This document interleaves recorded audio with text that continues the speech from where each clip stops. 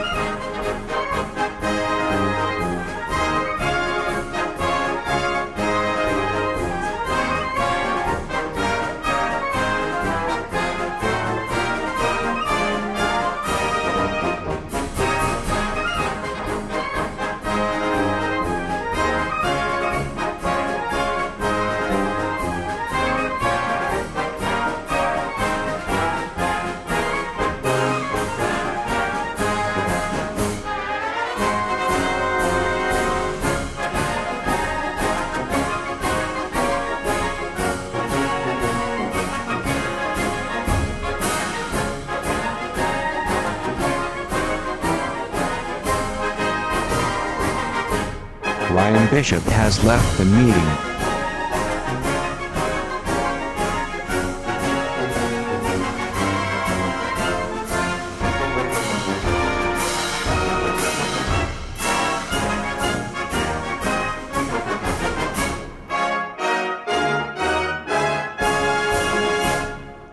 And that was the U.S. Army Band from the Library of Congress recording. And I'm Janine Stanley, and welcome to Afternoon at the Museum with Ira. Yes, and this is a very special show. It is our Memorial Day tribute, and I would like to welcome a very special guest today, Mr. Paul Mimms, a proud Navy veteran. Hello, Paul. Hello, how are you? Great. And our special agent guest for today, Mr. Wendell. Hey, everybody. A proud Air Force veteran. All right, represent. And today we're going to be taking a look at a museum that is very special to me because it's in my hometown, and I was at the dedication of this one. This is the National Veterans Memorial and Museum in Columbus, Ohio. And I am going to turn this over to Wendell to get us started with just kind of a general overview of this museum, because the architecture alone could take up an entire show. But let's take a look at this museum, Wendell. Absolutely. Give me just one moment and I will pull up the goods here. Screen sharing here. Go over and get on my Zoom screen. Speech unmuted. Google Chrome. Mail. Finder. Amadeus Pro. Text edit. Zoom us. Zoom us. 5,000 windows open here. There we go. Right. Excellent. And now you. Perfect. Okay, so I've got an image here of the National Veterans Memorial Museum itself. As you said, this is in Columbus. Now, to get started, this was the brainchild of the late Senator John Glenn, who, of course, everybody knows was a United States Marine Corps aviator, an engineer, and an astronaut.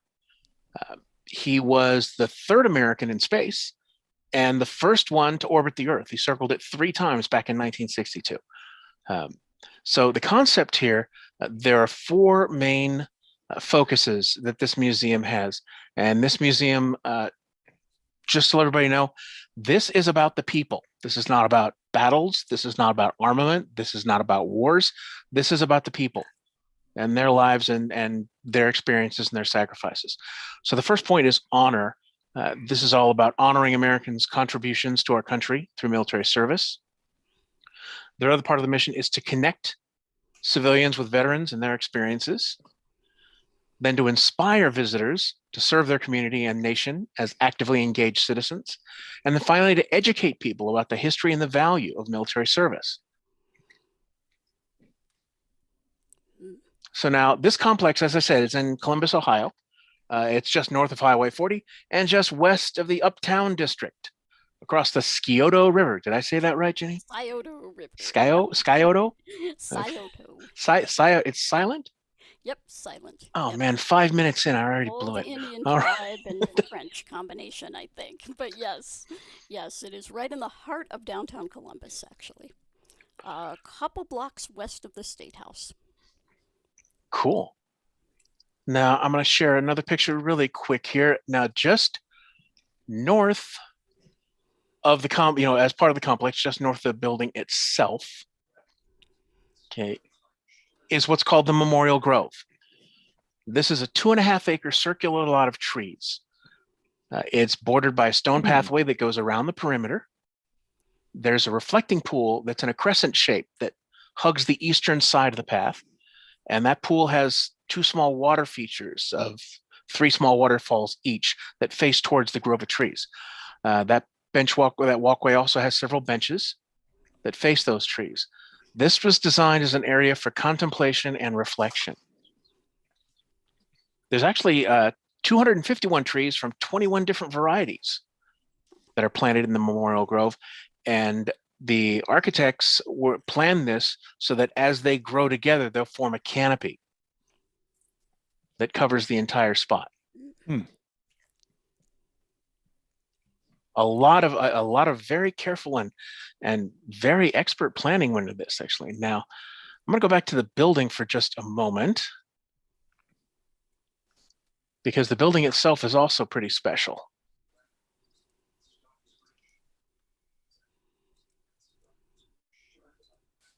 Now, what's kind of unique about this is that the building itself is a circular glass curtain wall structure, like a modern, like a regular modern office building, except it's a giant circle.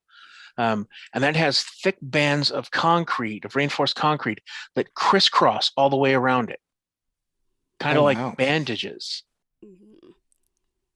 And so those crisscross around that. Now, and going about halfway around it, starting at the southeast corner, and Janine, I know you know this because you've been on it, Yes. there is a long walkway that spirals around the side of the building, going upwards around the exterior to an opening that leads out onto the upper deck, or what they call the amphitheater, on the west side of that.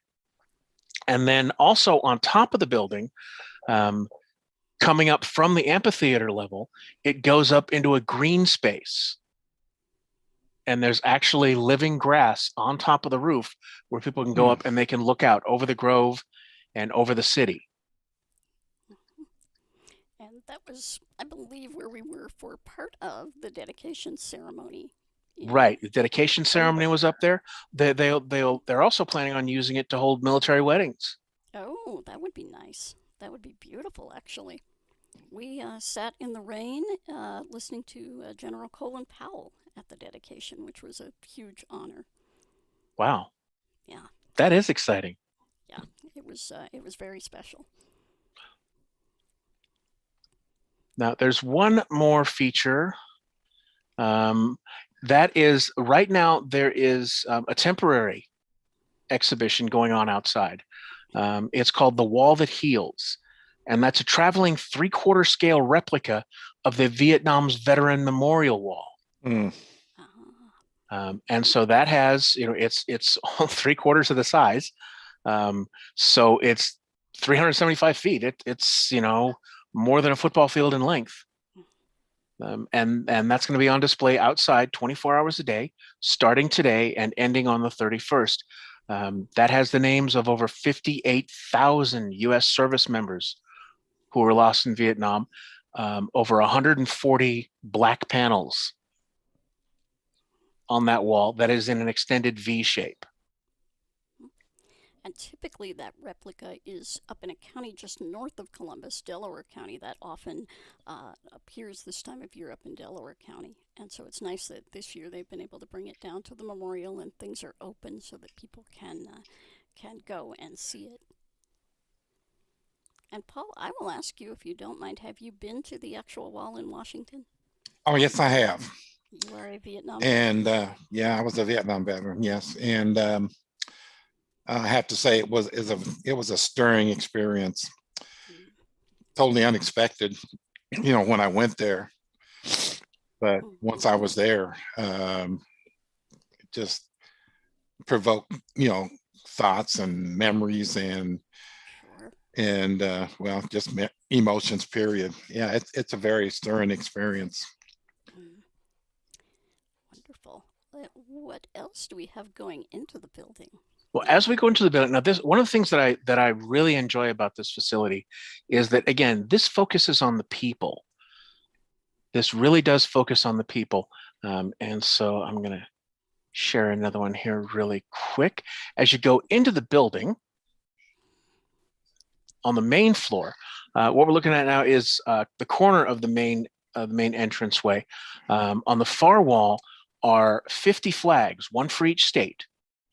And they're hung from the wall. Now, this is what's interesting. Normally, they'll hang them horizontally, like flat against the wall. These are all hanging on staffs that are coming directly out of the wall horizontally. Yeah, and so they're draped down vertically.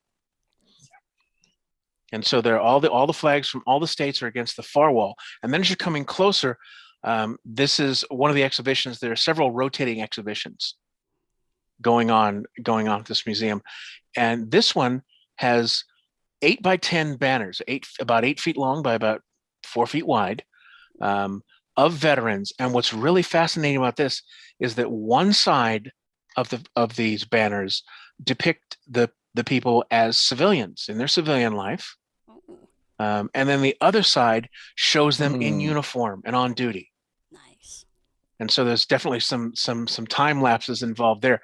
But the picture we're looking at right now, this shows 6 of the banners. One has an older African-American lady in a wheelchair. Then next to that is a younger woman with dark hair and lighter skin who looks to be about 30, got a brilliant smile. Next to her is an older gentleman about 80, and he is in civilian clothes, but he is wearing a Medal of Honor ribbon. Oh, wow. Those are hard to miss. Mm-hmm. And then behind that, now this is kind of interesting, is that there's an older lady in a Marine uniform. She looks to be about 80. Mm-hmm. There's an extensive story about her on the museum website, in that they don't actually know everything about her. They just pieced things together from the records that they had. Oh, interesting. This is the kind of commitment that they have at this facility. This is, again, just all about the people. And this facility, in its former incarnation, in a different part slightly north of where it is now, was not only a sort of conference center, exhibition space, theater space, but also they had offices for a number of veterans organizations up on the second floor, where a lot of people went for services and things. And I don't know if that's still part of this facility. It may very well be. I would be surprised if it wasn't, actually. That I did find out that this is the only veterans memorial or museum that covers all the branches in one place. Yeah. Yeah, I'm always happy to see the Coast Guard, because the Coasties always kind of get forgotten a little bit. But Yeah. the anthem nobody knows. So I honestly would have loved to have joined the Coast Guard, but they don't have a recruiter in Colorado.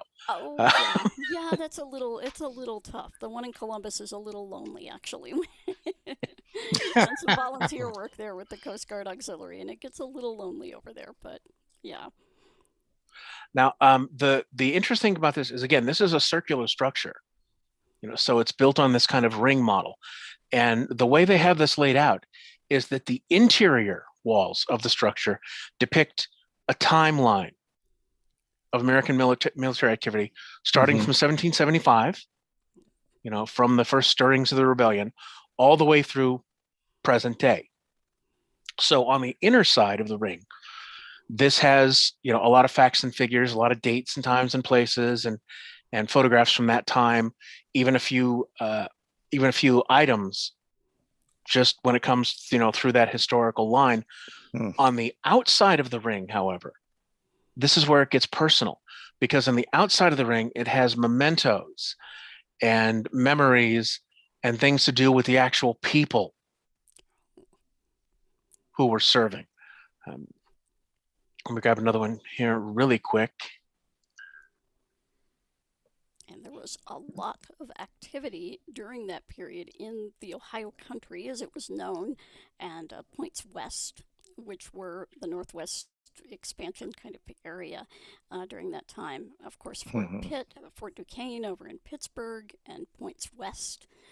There was a great deal of activity, of course, since the French and Indian War in our area of the state. So kind of tying it into local, but certainly this is definitely a national perspective here. Right. Yeah. Now this it starts off on the person side. It basically starts off with the draft, the concept of the draft, and how it all got started. So this display here on the outer ring, this one has a quote from George Washington, which I'll get to in a minute, superimposed over a really interesting picture. It is the classic Revolutionary War drum and fife corps. It's got the little boy on the left-hand side with the drum, older gentleman in the center with the white hair, looking very resolute, pounding on his drum, and then the piper with the stereotypical bandage right around his forehead. And then superimposed over that is a photograph of a modern military color guard with members representing each service. Yeah. And then the quote on that from George himself was, "It may be laid down as a primary position and the basis of our system that every citizen who enjoys the protection of a free government owes not only a proportion of his property, but even his personal services to the defense of it." General George Washington. Now, this is indicative of a lot of the stuff that is in here. It really ties in the personal aspect with kind of, and I don't want to say whitewashed history, but sort of, it's sort of general. Everybody knows, the high points. Everybody has seen that drawing, that representation of the Revolutionary fife and drum corps there. Right. And this gets a lot more into the personal aspect, as I said. Like, let me show you another one that definitely looks like fun. They have a display, and it's an interactive display, all about boot camp. Good. And this photograph, the sign here on this display says, "Try out for boot camp. What does it take to train for military service? Try on a drill sergeant's hat, or feel what it's like to wear a helmet. Put on a flak jacket or try to pick up a rucksack, but watch out, those backpacks can be heavy. You might need to work together with a buddy to lift it." And so this has a line of different backpacks and rucksacks, that were used throughout history at the actual weight. And so people can put these on, they can try them on, they can feel what it was like to slog around. And they take school kids through here all the time. So yeah, this would be just incredible as a kid to see all this stuff. Yeah, that would definitely be a lot of fun. I think I did see a picture somewhere of a little girl putting on a drill sergeant's helmet. All right. Looking like she was quite comfortable in it. She's probably at Camp Pendleton now. Yeah, there you go. Wow. Find another good one here. Now this one is also good. And let me share a new one. They do a lot again with personal aspect of it. And so this display is just called Evolving Oaths. And all this is, it just shows a few printed copies of the different oaths that people in the service took. Okay. And didn't realize they changed. I mean, it would make sense, but just was something I hadn't even thought about. Right. Well, and it all started actually in what happened was it. I can read the text on here that the military oaths date from ancient Rome and were readily adopted by American leaders at the nation's founding. After the Declaration of Independence, the Continental Congress decreed in September 1776 that all soldiers and officers must take an oath of loyalty to the new nation. In 1789, Congress reinforced the practice, requiring military personnel from all branches to pledge to support the newly adopted Constitution and to bear true allegiance to the United States. Congress later approved slightly different versions for officers and enlisted personnel, and in 1862 added the optional "So help me God" at the end of it. And so and this is very dear to me, actually, being a strict constitutionalist, is that when I usually argue with what I call yahoos online, I like to point out that we in the military, we didn't take an oath to any one leader. Right. We took an oath to the Constitution. And that, to me, is very important, because it's not about one person and one person's ideals or one person's opinions. It's about the document that founded this nation and the principles that we were built on. Right. I'm not going to make it through this without crying, I'm telling you. Just every time it gets me, because, just looking at the bigger picture, and a lot of people, especially in bad economic times, like when I graduated high school in the late 70s, early 80s, the economy was terrible. A lot of my classmates went into the military. Then after 9/11, a lot of folks went into the military, and never realizing until they took that oath exactly what they were committing themselves to. Mm-hmm. And that's an excellent point, Janine, because one of the things they do touch on when they're talking about the draft is that there were economic reasons that people would enlist. Oh, absolutely. They are completely open about that. Yeah. There were people who were joining to escape poverty. That's all there is to it. Yep, I know. That's why many of my classmates did. And as a matter of fact, I have that screen here. Yeah. Oh, this that was one, true as far back as World War I. Certainly World War II. Yeah, absolutely.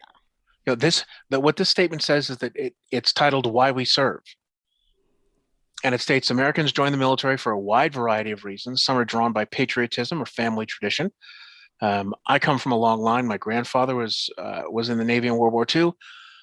My father was in Army Intel in Eastern Europe during the Cold War. So yeah, there's a family tradition for some. Others seek to escape poverty, find career opportunities, or get skills that are valuable both within and outside the military. Others, including many draftees, just responded when the nation needed them. They didn't have any reason except my country needs me, so I'm going. Right. Or a whole lot of choice at certain points in our history. That's true. That is absolutely true. And I don't think you mentioned it, but we hear those stories about how so many young men went in because that was supposed to straighten them out. Mm-hmm. And and even that were alternatives to jail sentences. Yes. You go to jail or go to the Army. One of my classmates had that happen. He went into the Navy and fell in love with nuclear submarines. And that was his thing. And he was a lifer. And I think he's just recently retired, actually. Okay. But we were all shocked. We thought for sure he would be, definitely doing some time. But that was his place. I can definitely see that. I think I definitely took a different turn when I joined. Mm-hmm. So one of the things that that's really cool about this museum is that there's also a lot of interactive exhibits that have a ton of information. Like the picture I'm just showing now. This is what's really unique, is that this is an animated star. It sits about waist level, and it's about 10 feet across at each point. From point to point on this star, 5-pointed star. and it's blue, slightly raised in the center, and on the face of it is an ever-changing graphic Oh, wow. that covers the surface of it. And at each point on the star, it shows different facts that come and go about veterans. Oh, Um, interesting. over a background that looks like little dots that sort of show like population centers in the country, these, and so some of the figures that they toss out on these graphics were there's 20 million veterans in the US right now. Wow. 9% are women. Mhm. And now this is an interesting one. About how many living veterans do you think there are from World War II still alive? Ooh. Maybe 200,000? Yeah. Probably a high guess. 325,000. Oh, Yeah. wow. Oh, my. I was way off too. So, Wow. but so this is all about giving interactive, information Mhm. to the people. And again, this is all about the people who served, which is one of the things that I just really love about this. Now, also on this first floor, let's see.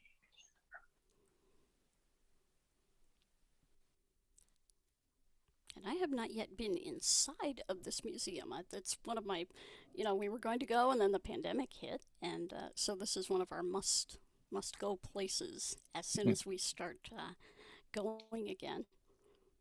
Well, So I'm excited to see what kind of accessibility arrangements they've made here, because I know they've made them.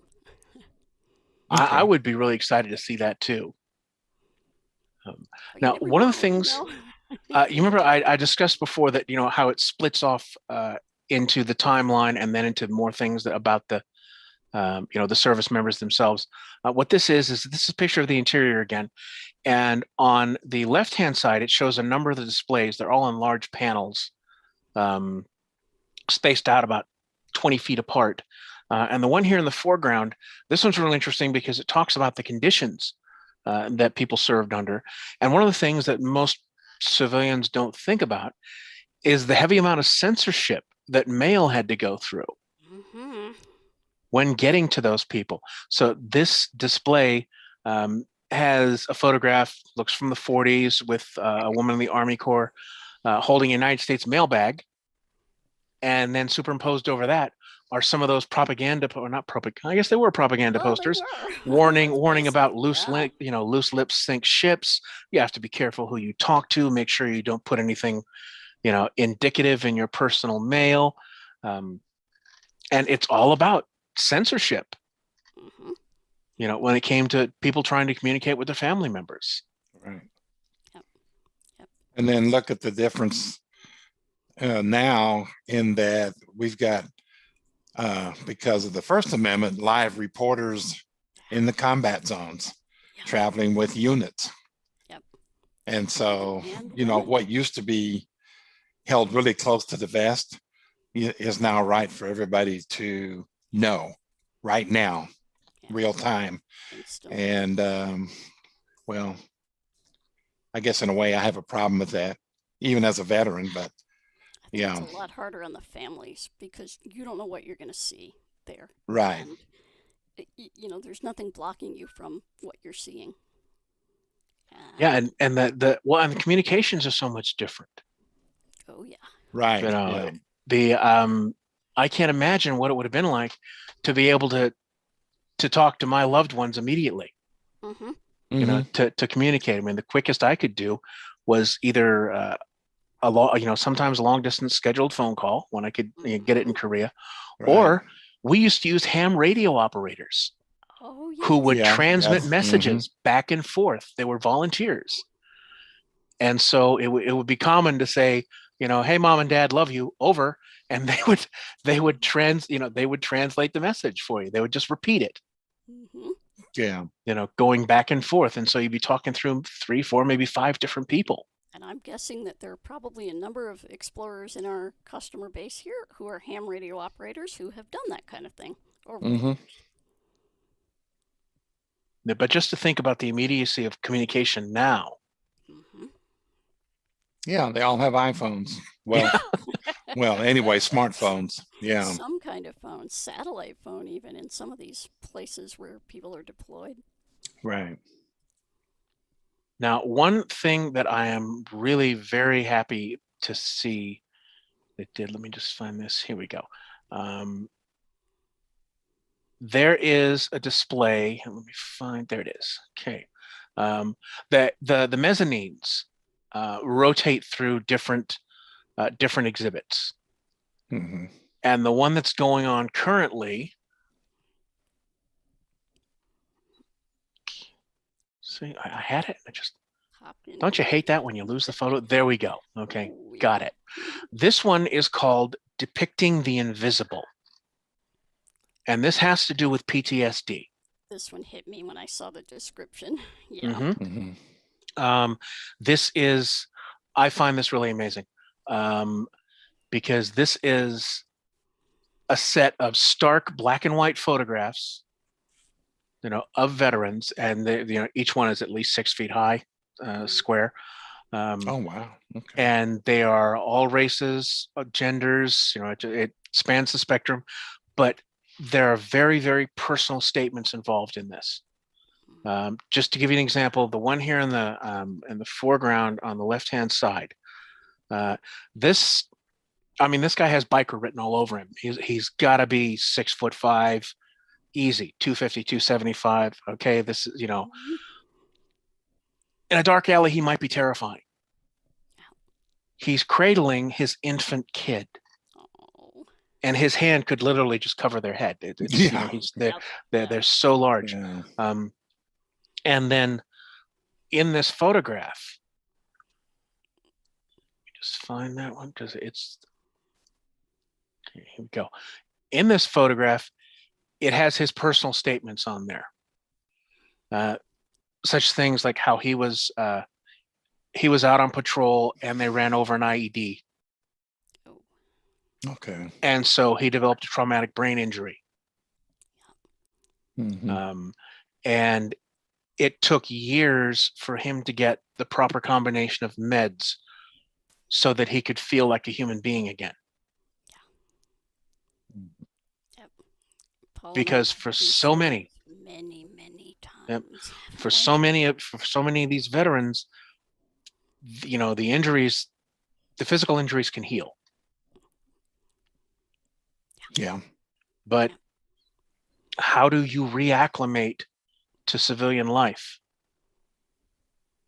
when you were living a completely different existence? Mm-hmm. And I can give a little bit of background on this. I've worked with a lot of veterans in my time, and adjusting to civilian work can be particularly difficult. Adjusting to office politics. If if you're a young man who was in the infantry, right? Yep. And you dealt with these kind of situations, and you show up 15 minutes late to work because you got in an argument with your wife because your son's video game, the subsonics, were triggering you and you didn't even know. Mm-hmm. Right. Mm-hmm. And so you show up late to work, and here's this assistant manager who's trying to scare you about being late. Yeah. Yeah. The reaction is not pretty. And it's because this is, when you are trained to react to threats a certain way, it's hard to get out of that mode. Mm-hmm. Mm-hmm. And so that's one of the things I really appreciated about this exhibit, is that it touches on the reality of that. Right. Go ahead, Paul, please. Well, I was going to say that, TBIs, are, a totally unique set of injuries. Like you said, any physical injuries they had could heal.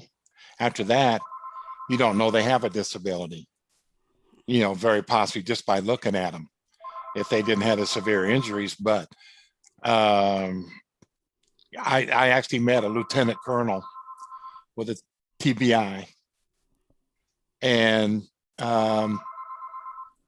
he was basically, they considered him legally blind because he could look at words, but he couldn't understand what he read. So his injury left him with difficulty, impossibility of processing. So he looks fine.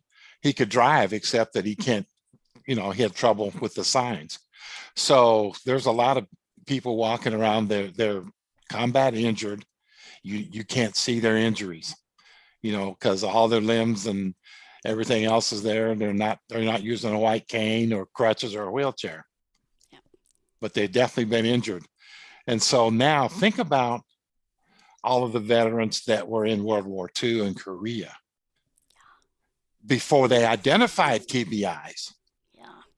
And how many of those are walking around totally misunderstood, untreated, undiagnosed? So it's something that's older than we realize, but just as stark, no matter when it happened. Yeah, I remember my father telling me a story once about a substitute teacher when he was, a ruffian in high school in the 50s, who had what they called shell shock. Yes. Well, yeah. Mm-hmm. And so some of these kids would think it was funny to make a loud banging noise, to freak him out. Uh-huh. And I'm thinking, well, now we call that PTSD. Thank you very much. It's, it is, the reality is that everyone who serves makes some kind of a sacrifice. Right. Because your life is not the same ever. Mm. That and that it's hard to impart to people sometimes, because how do you explain that? And so these, that's why I really appreciate these, because it's important. Now to piggyback on that, one of the things that that they're doing, which I think is really fascinating, is that they have an interactive display that they call it's about a conversation, what they call a national conversation. There it is. Okay. And what happens is that now this photograph shows a glass wall, and the statement on this being a national conversation. Military service encompasses a broad array of experiences and carries different associations for Americans, whether active duty personnel, veterans, families, or civilians. By entering into a dialogue about the military, veterans, and varieties of service in the nation, we can create a more engaged sense of community and citizenship. We invite you to join in the conversation. And what this is a low table with papers and pencils, and it looks like the papers are self-adhesive, because people fill out questionnaires and information. Kids who are there can put their questions on these papers, and then other visitors who are veterans can answer them. Oh, how interesting. And this shows a gentleman who's obviously, he's wearing a veteran's hat, looks like Navy. It's black with gold embroidery. He looks to be about 60, 65. He's got an oxygen tank on a cart. And he's bending over the table, filling out one of those questionnaires or answering someone.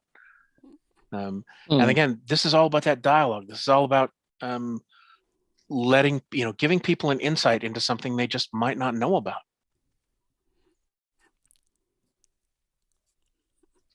Oh. And what ow.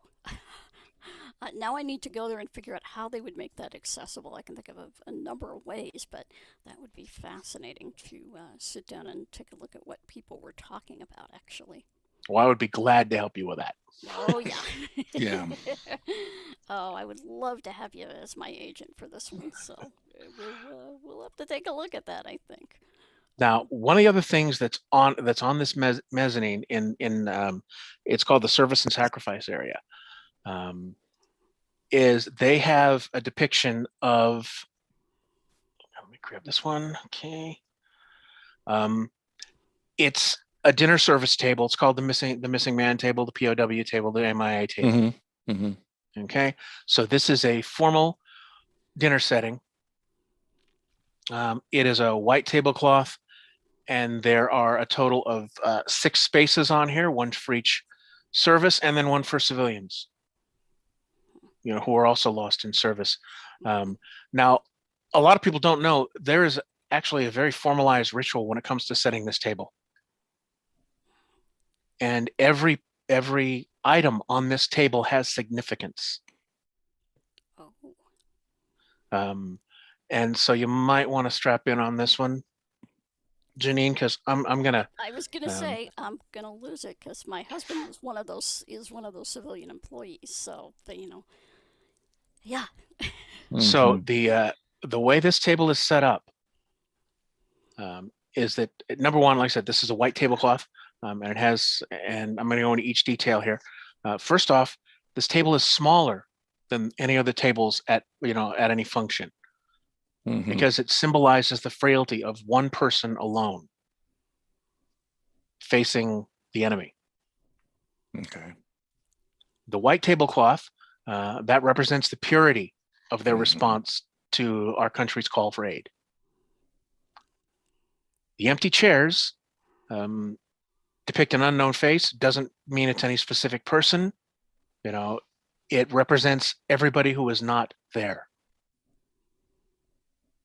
The table's round because that circle represents that our concern for them is never going to end, much like a wedding band.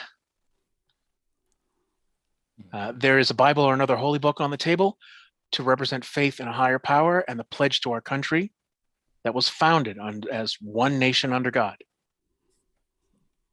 There's usually a single black napkin at the place setting. That stands for the emptiness that these people have left in the hearts of their families and friends. And there may be a purple heart pinned to it as well.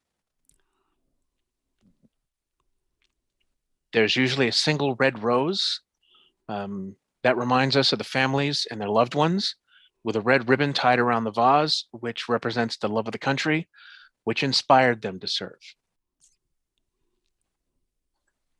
There's the yellow candle and a corresponding yellow ribbon, just like the song Tying the Ribbon Around the Old Oak Tree, symbolizing the everlasting hope for a reunion for those people who aren't accounted for. Also on the bread plate, there's supposed to be slices of lemon because it reminds people of the bitter fate that others have to face. There's also salt on the bread plate to represent the tears of the families of those people who were missing. And then finally, there's a single inverted wine glass that represents that these are our distinguished comrades and they can't be with us to make a toast. And this means a lot. This means a lot. This is because so much of our national conversations and so much when you think about the mythology of war and of service and all that, it's very sanitized and it's very, there's a great soundtrack to it, and there's lots of exciting special effects and all that, but they don't consider the actual human cost. Right. And I guess, like for Janine and me, we can't see it. And for other people that can see the display, they still don't see it. Yeah, that's a good way to put it. What there is to get from that display is not what you see. It's what you could hear if they could talk, and it's what you feel if you put your own emotions into it. And is that a display that is usually at a lot of military functions that are meals and things like that, formal dinners? Mm-hmm. Is there a what is there that describes that and the symbolism of that table setting? There is at that there is a there's a placard. Uh-huh. That has it, and I found a legible version online because they all it's all the same ritual, no matter what the service is. It is all the same thing, and it has to do with the difference between what you understand and what you can't understand unless you have been part of it. Right. It's I'm honestly, it's akin to me being a white guy and saying, I understand what it's like to be black now. I've read about it, and it's like, it doesn't work that way. you know, you Yeah. can, you can get some sense of things, but unless you have lived it, as so many of these people did, you really can't, and you really can't convey it to someone effectively, because how can you convey every aspect of that existence? Right. I was Same thing we get on the with, outside of it. Yeah. yeah, it's the same, I guess, response to we get from people when they put on a blindfold one day for a while, Yep. so they know what it's like to be blind. I said, no, you don't, because you get to take the blindfold off. Yes. And you also didn't learn all the things that we've learned to cope with it over the Right. years, as the families have, as the country Mm-hmm. has over the years, of people being gone and entire generations being affected. Right.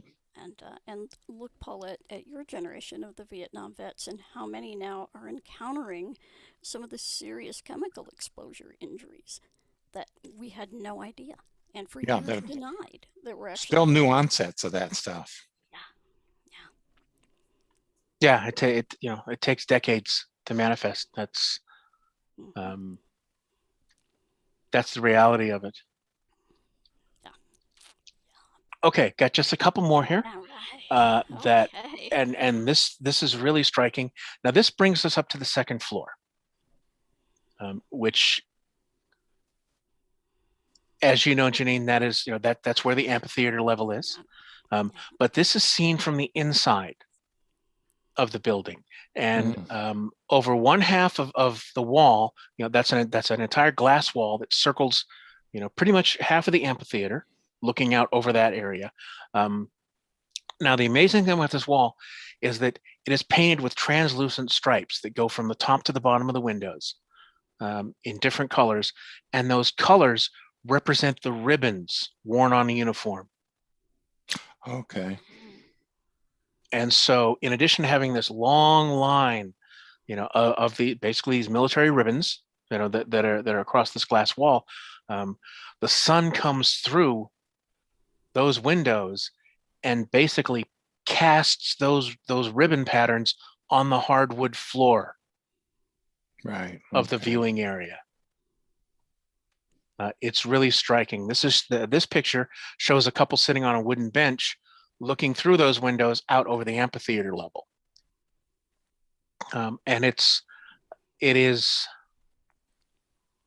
I don't really have the right words to describe what this looks like. It is just, it resonates, because you see all these, you see all these ribbons that represent the medals, and the achievements and what went into them. And how that just paints the floor with those colors. Now, the especially striking part of this is in between those colors on that top floor, in the center of those windows, there's a display. This is a picture of that display looking out over the amphitheater through those windows. But in the foreground, there is a single triangular folded flag. As is customary, it's on a stand in a glass case, facing out towards the amphitheater level, and it's looking through those windows with the ribbon patterns on them. Now, here's the key: this space is about 10 feet wide, about a 10 feet wide square. On either side is a mirrored panel, about 10 feet wide, on either side of this. So when you look to the left or look to the right, the double mirror effect makes an infinite line of these flags. Yeah. Okay. And by the way, this flag flew over the tomb of the unknown. Oh my. So what you see is an infinite line of these flags, going to the left and the right. Just giving you that picture of what we just can't count. Yeah. And there's a quote. in this area that I'm going to finish up with.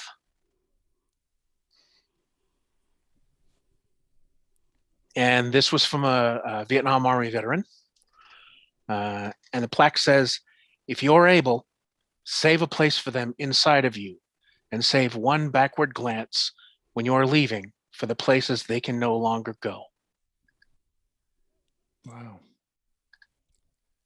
And that was from Army veteran Michael O'Donnell. And I can't think of a better way to finish that. Yeah. Oh, thank you so much, Wendell.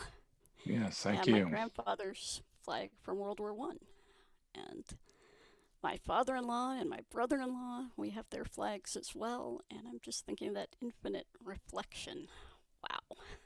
Yeah, that one really. And the funny thing is, as I was going through all those photos, I had found that, but I found another one, and I realized what it was, and I realized what that effect was. And it's funny when you take a fresh look and you suddenly get a whole other perspective and a whole. Yeah. So yeah, again, that's what I love so much about this facility, is that this is about the humanity. This is about the people. Mm-hmm. Absolutely. Well, I would like to thank you so much, Wendell, for your excellent description and curation of the many things about this particular museum. And thank you for your service. And Paul, thank you for your friendship over the years and for your enlightenment about veterans and your service. And I'm not going to cry. You're not, huh? No, not at all. Not Okay. at all. You have permission should you change your mind. Yes, well, and we want to let you all know, as a wonderful thank you to our veterans, we do have an IRA plan for veterans. And as a thank you for your service. So if you are interested in that and you are a veteran who can use IRA, and it's not just for blind veterans either. It is for folks with TBI who have difficulty with visualization and things like that. So please avail yourselves of that. And with that, we will close